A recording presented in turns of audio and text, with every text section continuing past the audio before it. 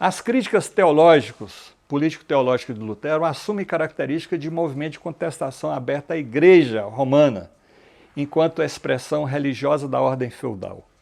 O raio que Lutero lançara caiu em um barril de pólvora. O povo, inicialmente da Prússia, o alemão, se pôs em movimento. Se já havia todas aquelas contradições, ressentimentos, lutas, etc, etc. Então é fácil ele se pôr em movimento com os argumentos teológicos religiosos.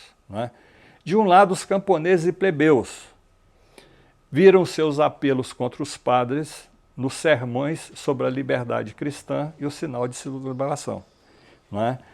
Por outro lado, os burgueses moderados e grande parte da pequena nobreza a eles se uniram e até alguns príncipes foram arrastados por essa tormenta. Claro que por objetivos diferenciados.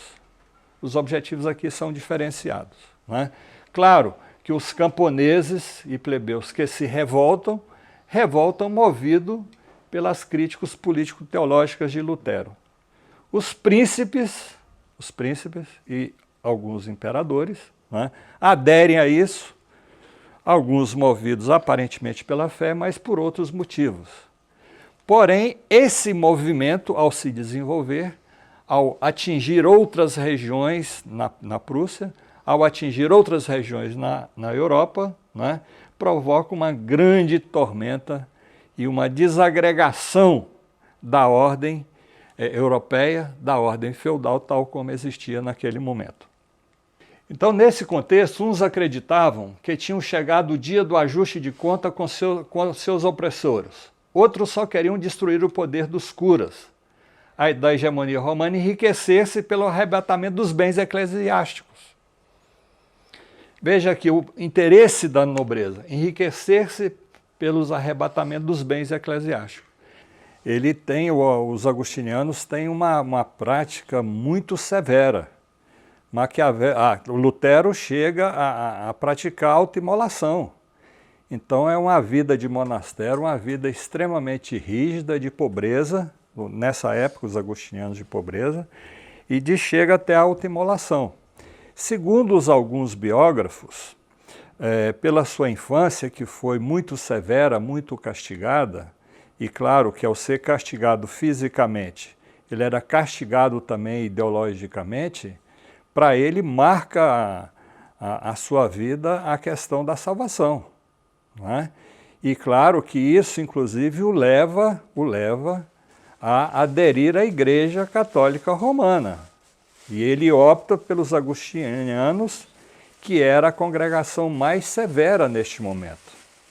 Então, o que ele estava preocupado? Ele estava preocupado com a salvação, com a chamada vida eterna, com a salvação dele. Essa questão do celibato não é levantada.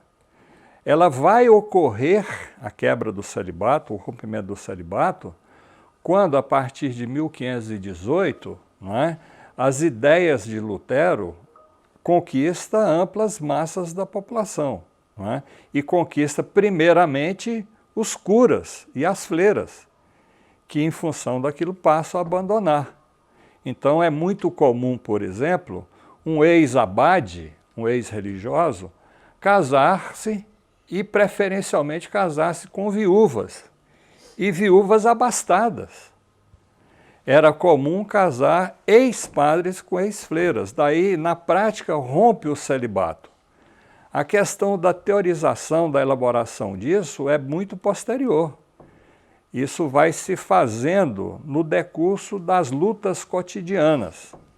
Então, Lutero não elabora a sua concepção pronta e acabada. Ela é uma construção. Inclusive, num determinado momento, que eu vou entrando aqui agora, ele muda de posição frente às massas camponesas, quando começam as guerras camponesas. Então, aí, não sei se respondi, porque, veja, as teorias, as concepções de mundo, que são sistematizadas e apresentada por determinados autores A, B ou C, ela é uma construção, ela é um processo. Não nasce pronta e acabada, não cai do céu. É uma construção, não é? Então, veja, nesse momento da excomunhão de Lutero, né, ele radicaliza e começa a conquistar aderentes. Por quê? Não é? Repetindo aqui, uns acreditavam que tinha chegado o dia do ajuste de conta com seus opressores e exploradores. Outros só queriam destruir o poder dos curas, a hegemonia romana e enriquecer-se pelo arrebatamento dos bens eclesiásticos. Isso, por exemplo, tem um outro importante elemento da reforma, que é Henrique VIII. Em 1548, ele rompe, lá por diversos motivos, não é? Com o clero romano, com o Vaticano, e apropria-se das riquezas, imensas riquezas e das fortunas acumuladas pela Igreja. Não é? Outro elemento importante aqui que nós não vamos abordar, que era o Calvino. Calvino chega a governar Genebra, que era um grande centro comercial, um grande centro manufatureiro. Não é? Mas isso, veja aqui, a reforma, que se transforma na reforma protestante, ela é um processo. E surge não só Lutero, que nós estamos abordando aqui, é aquele que dá o pontapé inicial. É o pontapé inicial. Mas ela o quê? Vai envolvendo uma série de outras regiões e vai surgindo uma série de outros personagens. Personagens também importantes com suas características contextualizadas. Não é? Os partidos, aqui são as partes, né? Os partidos aqui enquanto partes, né?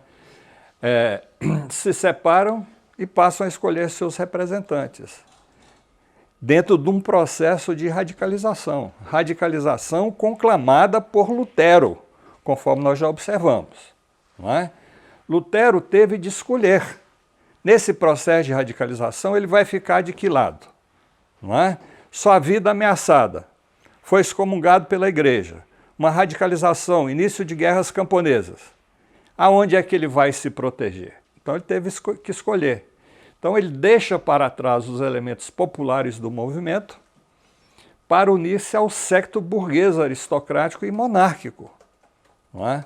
Ele, inclusive, nesse momento, ele dirige uma carta aos príncipes, aos poderosos, conclamando-os a romper e negar a Igreja Romana. Então ele escolheu, ao invés de catequizar os camponeses que estavam radicalizados, estavam em armas, não é? Ele faz uma carta aos príncipes. Não é?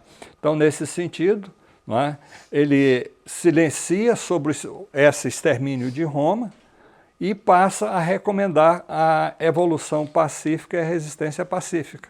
Não é? Ou seja, ele, de revolucionário, destruidor, passa a ser um pacificador.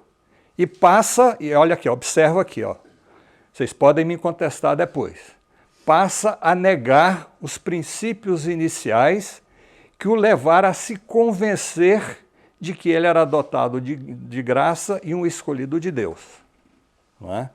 Ele escolhe o seu lado. Como muitos hoje têm seu lado. Claro que tem. Ninguém é inocente. Não é? A crítica à Igreja, às novas ideias protestantes e a pregação de Lutero levará a um cisma no catolicismo, que é conhecido como Reforma Protestante, e avassalará significativa parte da Europa com as guerras camponesas. Mas enquanto incorriam os debates filosóficos e teológicos, iniciou-se a edificação de igrejas luteranas. Veja, sai da pregação, do papel do indivíduo, da graça, do escolhido, para organizar-se institucionalmente. Não é? Ou seja, me desculpa a expressão, não é? Da salvação inicia-se com a edificação de igrejas, instituições, inicia-se a perdição. Não é? Me desculpe a expressão, mas aqui, ironicamente, é isso. Não é? Então, entre 1526 e 1528, Lutero organiza a nova igreja na Saxônia, que passa a ser um modelo a ser seguido por essa nova orientação cristã. Claro que... Alexandre pergunta, essa defesa de uma revolução pacífica preparou a Revolução Gloriosa na Inglaterra? sem dúvida, porque veja, nós estamos falando aqui 1518, 1520. Isso aí ganha várias regiões da Europa, não é? Surge Calvino, surge Hus, surge nas revoltas camponesas, surge uma radicalização e novas ideias protestantes.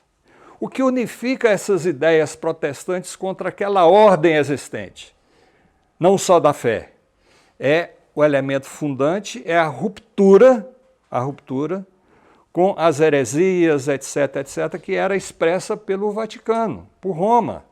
Não é? E claro, quando eu estou falando Roma, eu estou falando no Império Espanhol, estou falando no Império Francês. Não é?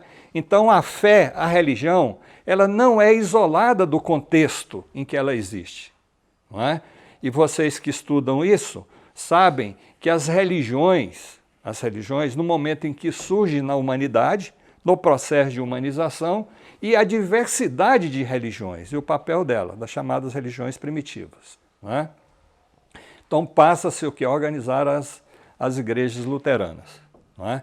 Como eu fiz a crítica aqui, a igreja romana, não é?